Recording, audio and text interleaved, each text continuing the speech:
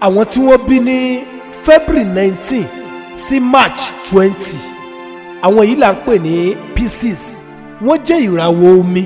Àwọn tí wọ́n bí sí abẹ́ ìràwọ̀ yìí jẹ́ ẹni tó ní àánú ọmọlàkejì lójú dáadáa, èyí tí wọn kò dẹ̀ nífẹ̀ẹ́ láti máa rí ọmọlàkejì wọn nínú ìnira. Ọ̀pọ̀ ló máa ń fi ojú olóore wọn gúgi nítorí pé àánú wọn pọ̀. Wọ́n máa ń dúró tì ní lọ́jọ́ ìṣòro. Ẹni tó ṣe é fọkàn tán ni wọ́n.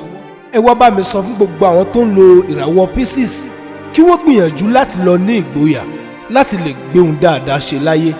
Wọ́n jẹ́ ẹni tó ní agbájá ọ̀rọ̀ sísọ púpọ̀. Wọ́n fẹ́ràn láti máa béèrè àwọn ìbéèrè oríṣiríṣi lọ́wọ́ ẹni tí ọ̀rọ̀ bá jọ dà wọ́n pọ̀. Neptune àti Jupiter jẹ́ olùdarí fún wọn.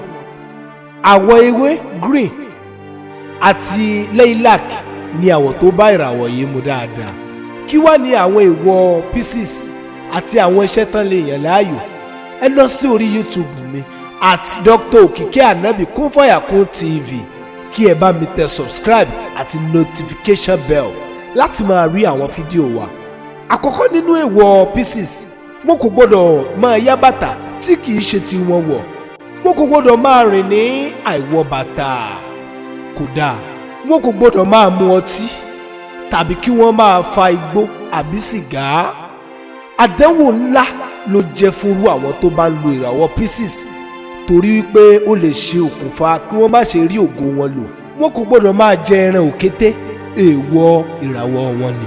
Àwọn tó bá jẹ́ Pisces, àwọn gangan ló yẹ ká máa pè ní dókítà o, nítorí wípé gbogbo àwọn nǹkan òyìnbó bí oògùn òyìnbó kò fi bẹ́ẹ̀ bá wọn lára mu, gẹ́gẹ́ bíi pé kí wọ́n wá ewé àtegbò kí wọ́n lò ó dára púpọ̀, kódà ó máa ń tètè ṣiṣẹ́ lára wọn ju oògùn òyìnbó lọ.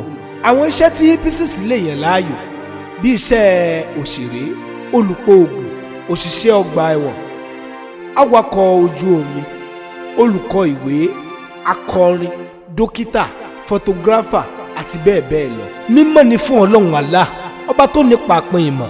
Subhanallah wa bihamdihi adada khalqihi wa rida nafsihi wa zinata arshihi. Orúkọ mi ò yí padà, Dr. Òkìkí Ànábì Kúnfàyàkún, ọmọ àwọn ẹni Ọlọ́run.